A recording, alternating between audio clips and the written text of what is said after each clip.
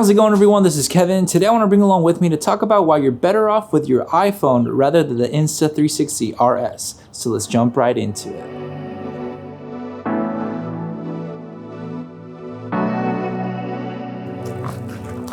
So the Insta360 released a new camera, the Insta360 RS, which a couple different types of it, I guess. It has multiple releases. One's like a 4K boost, and then the other one's like the twin edition, and then the 1-inch edition, which I'm assuming is like a 1-inch sensor. But now the difference in those specs don't really matter when it comes down to what we're talking today, when it comes down to the Insta360, the RS, versus, shooting with an iPhone just like this as your action camera. The only thing noticeable about it, I guess, that I saw is just that it ranges from like $300 to $550. And you can probably get the one that has a little bit more to get more things with it, but that's pretty much it. Now, I'm not one of those lucky few that gets to test out camera gear just yet, but I still wanted to make this video because I think it's something very important to talk about when it comes down to these action cameras versus the thing that you always have with you, your phone. And it's kind of funny with all these release days because you kind of start seeing the new setups of everything, and it's I'm not really feeling the fuzz around it as much, and kind of like how they're trying to make all that buzz for it because, well, it's just another action camera in my honest opinion.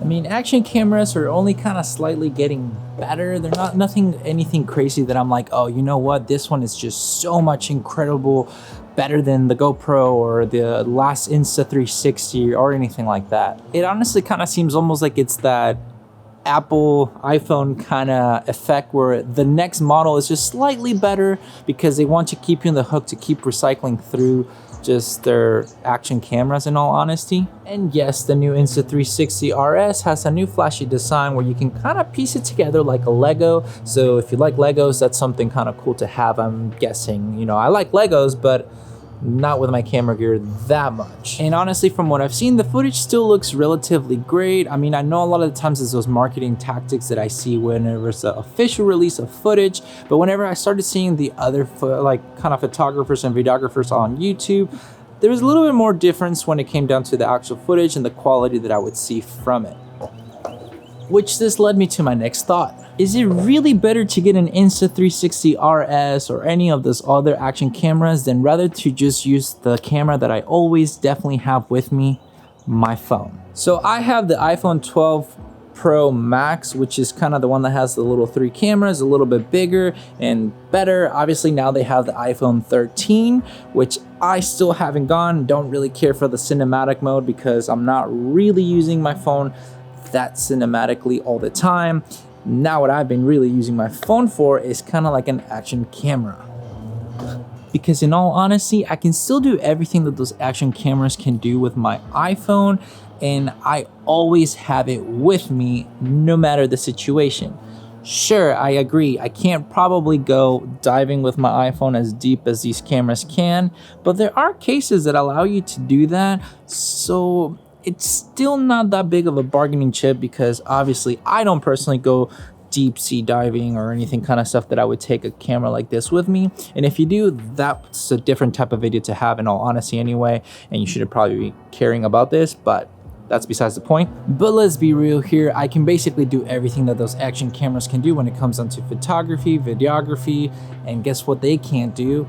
Let me be on social media to, interact with you guys or post anything that I want to, or also, be a phone so I can have it always with me and be guaranteed to have a camera at all times with me when it comes down just to being out on my day. And you're probably gonna say the Insta360 RS isn't as expensive as your phone. And to that I say, yes, you're 100% correct. But also the Insta360 RS doesn't allow me to do everything my phone allows me to do. And plus, I was already planning to have a phone because most of you guys already have a phone. Whether it's an iPhone, Android, anything of that sort, you already have an action camera with it. And besides the fact, the Insta360 does not allow me to just, go on Google and, look up my symptoms for whatever I'm feeling today and let me know that I'm about to die in like the next 11 minutes. Anyways, so I'm just gonna basically put the iPhone to the test like if it was an action camera, and just basically kind of, I don't know, just go cruising on the board, mount it on my chest mount that I usually do, and also kind of like what I do for like POV for photography, and riding on my bicycle like how it would be. Now, full disclosure, I am gonna be using a third-party app. I'm gonna be using the Filmic Pro app, which to me is cheaper to buy that app rather than buying a whole new camera, because it has a little bit more control for shooting 10-bit with like kind of flat profiles and stabilization and everything like that. There are other apps that you can use, but that's just the one that I'm gonna be using today. So I'm just gonna kind of set up my chest mount that I usually use when it comes to these kind of POV style videos. Not the most, I guess, aesthetically pleasing thing to wear, but it does the job perfectly. You just gotta, I mean, worst choice was wearing a hoodie, but we've been having super random weather. It's nice outside, but it's not warm even though the sun is out. It's cool warm, if that makes any sense, contradicting with the way it says, but just humor me for that matter. So this is what it looks like. I'm gonna be putting my phone and just, you know, kind of setting it up how I normally would. I just always go this route to put it this way, and then you kind of lock it in there a little bit better than I am doing right now, I guess. And then I am good to go film with this. The cool thing is, I mean, you can just move it up and down however you want. It's just the same thing as a chest mount for your GoPros or even Insta360s. And then I just set up everything to kind of have going. So we're just gonna film a bit. I'm gonna first use the internal microphone, and then I usually have this little converter Rode thing to then use my micro Rode to just kind of host it there, kind of all, you know, stupid like, but if it's not stupid if it works, I guess that's a good saying that people say. I actually ordered this one little thing that I'll show you a photo of, which that little thing will allow me to kind of attach it here to put the microphone facing up, since I'll be talking downwards to it, so that I have better audio in the long run. And that little thing cost me with shipping like 12 bucks. So a lot cheaper, I guess, still under budget here than having to buy the, you know, Insta360. Since I know they said that they have 3 microphones and all this stuff, which iPhones do too. You can choose on this app if you want the microphone from the back or the bottom, the front, or whatever you want to. So there you go. So for me, it works out.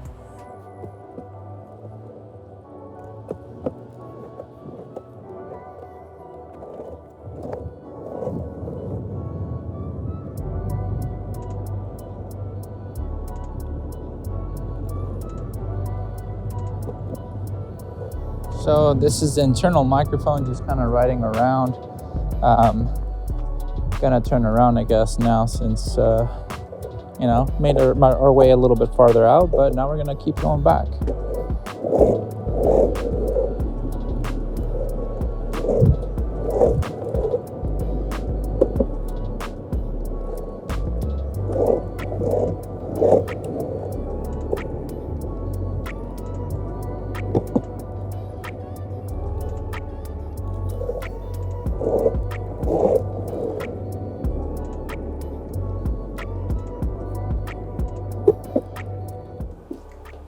And we're back from, you know, cruising around the board using the internal microphone. Now I'm gonna be getting my video Rode Micro connected to this, kind of put it how I set it up. I'll show you guys how it looks. It'll look kind of goofy right now because I'm waiting for that part, but you'll get the drift and it should be fine. So here's what it looks like. Here you see the video micro kind of between the phone and my chest. It helps stabilize it and it sounds perfectly fine. It looks goofy, but it works.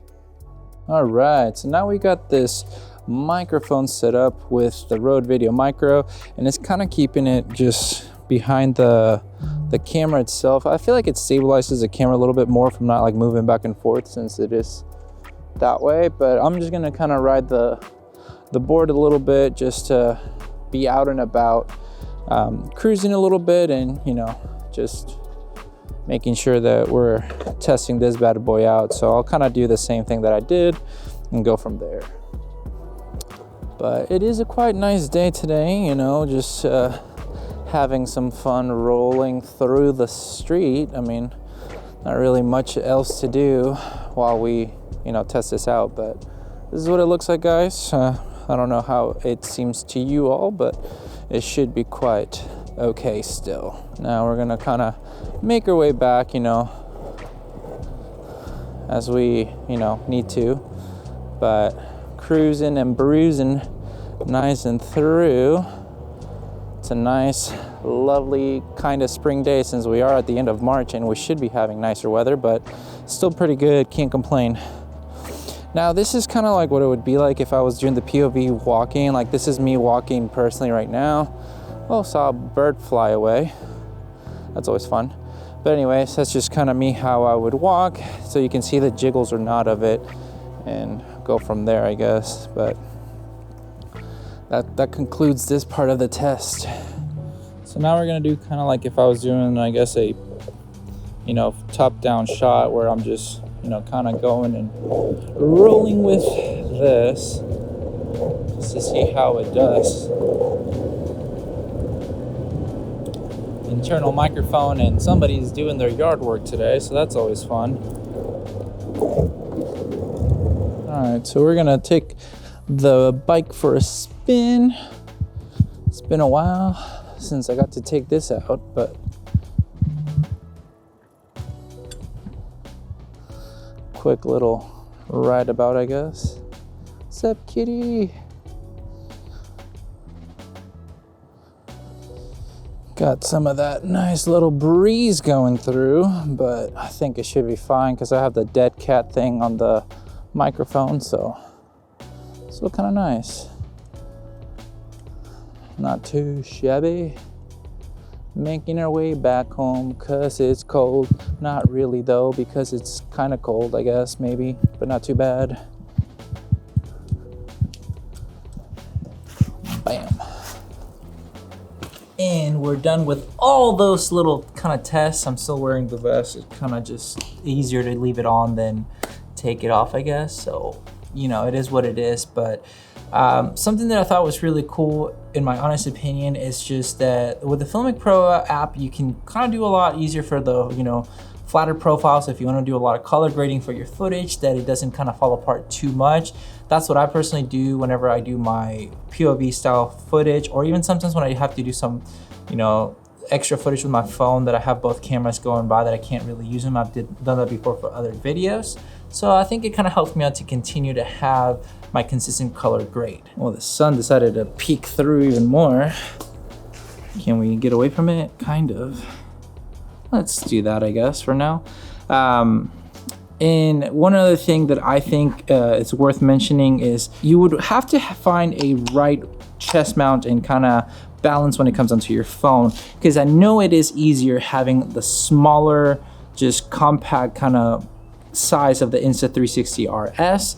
That's one of their benefits as well. Obviously, if you're also using their, I guess, little wand, their little, because I call it a wand because it's basically just a long selfie stick that disappears with their software, which is nice if you want to do other types of, you know, footage, which that's a different category in itself. But for the average kind of like a, you know, action camera, I think you don't really need something like this because it just doesn't make sense since your phone can do it too.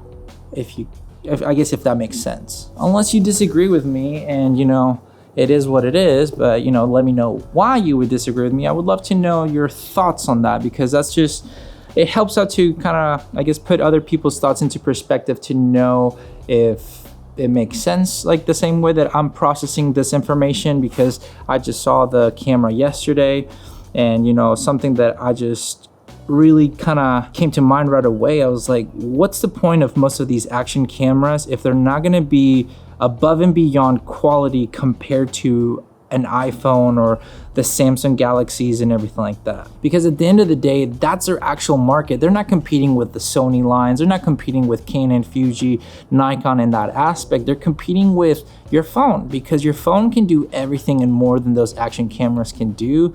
And in reality, that's the whole target audience, in my opinion, is that you have to compete with the average person that uses their cameras as a more than just a phone camera, but doesn't want to invest yet into a proper camera setup, and that's okay. All right, I had to move away from the sun because it was kind of getting a little bit on my nerves, but At the end of the day, these kind of cameras just are phenomenal. If you're going to be on a motorbike and you don't want your phone to break, that's understandable.